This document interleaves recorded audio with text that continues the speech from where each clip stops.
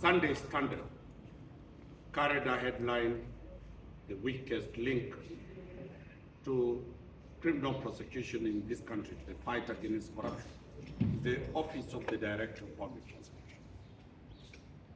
I have been given instructions by Sharia Mtani to take that matter to court, not to sue the newspaper, but to sue the weakest link to the fight against corruption in this country, being the office of the EACC.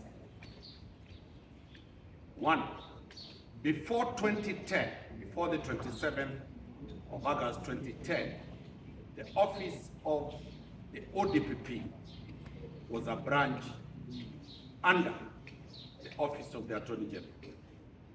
The police were the prosecutors. Kenyans spoke loudly, completely, and said a prosecutor cannot be an investigator. And Kenyans created the Office of the Director of Public Prosecution under Article 157, which gives the officer sitting there a constitutional tenure of 8 years. That office was clothed with clear instructions that nobody can direct the Office of the Director of Public Prosecution on what to do in terms of prosecuting and approving charges. The Office of the Director of Public Prosecution developed guidelines to look at the threshold, the evidence that is being brought by investigators.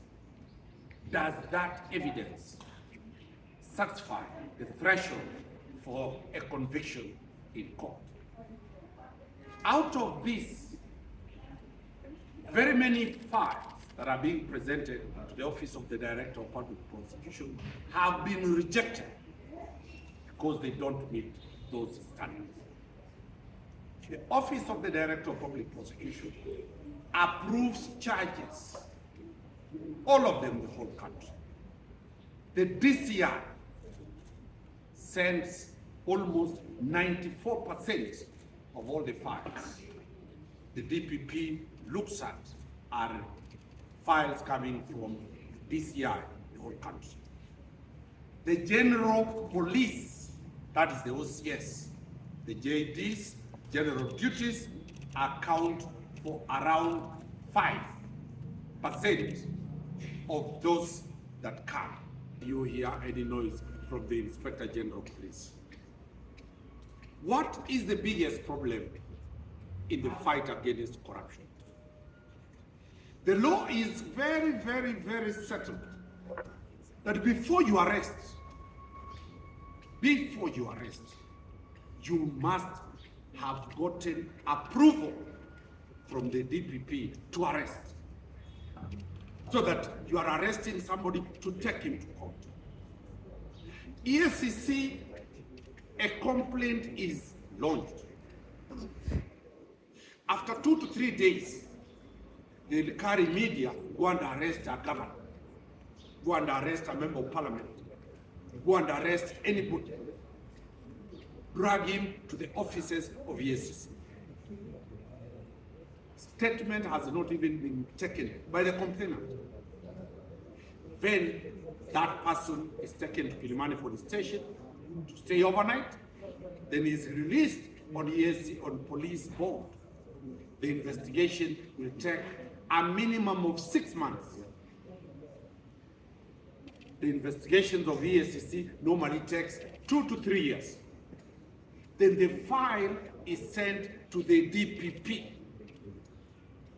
The day the file is being sent to the DPP, EACC will call a press conference and say, we have forwarded 400 files to the DPP. Today is Tuesday.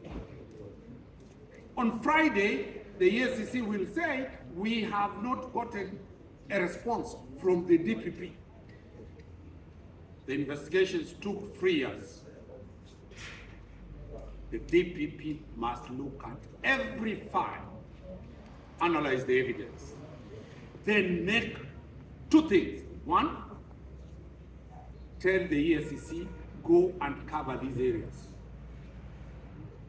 Or approve charges, arrest and charge.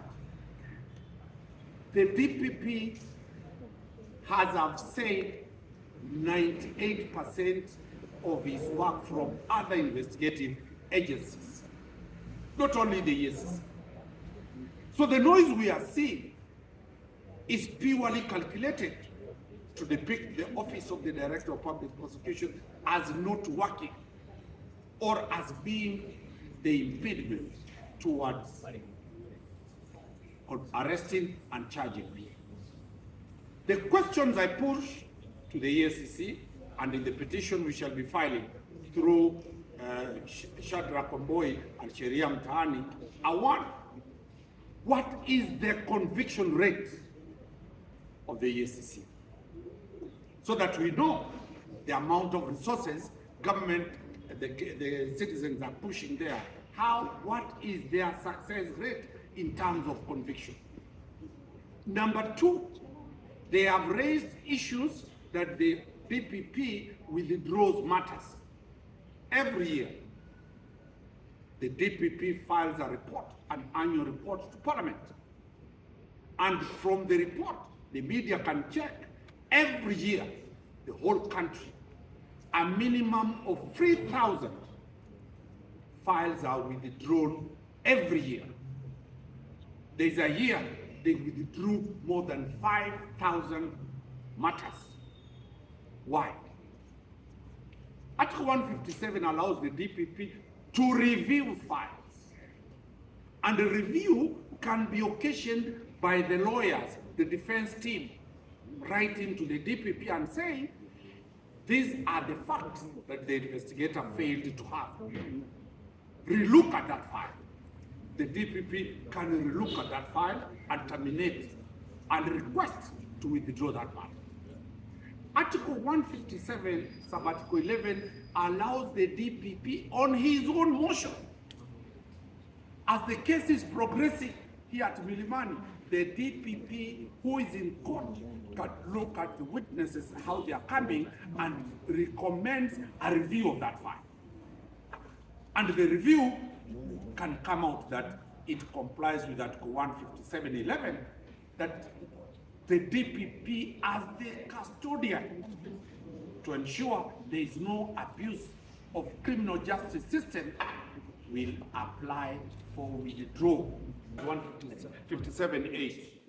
With the leave of the court, the DPP does not sit at his Ragathi house and terminates or withdraws any matter. Any matter must be withdrawn with the leave of the court.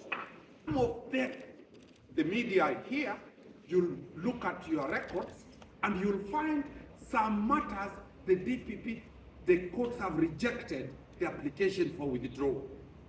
And the DPP has been told, proceed. It's not the first time. The DPP aggrieved has gone to the High Court. He's lost. The DPP has gone to the Court of Appeal. The final decision on who matter will be withdrawn does not rest with the DPP. It rests with the courts.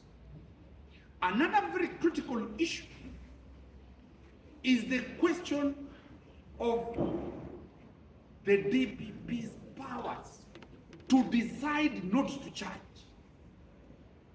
An investigator like EACC, an investigator like the DCI will bring a file.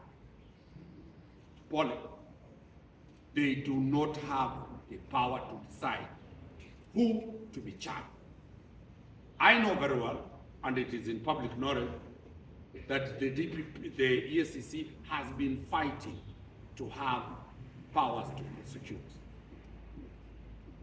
Any first-year student like these ones here knows very well that an investigator cannot be the prosecutor. Neither can an investigator be a judge. Montesquieu provided for separation of power. The EACC can never, will never and shall never, in a modern democracy, be allowed to prosecute.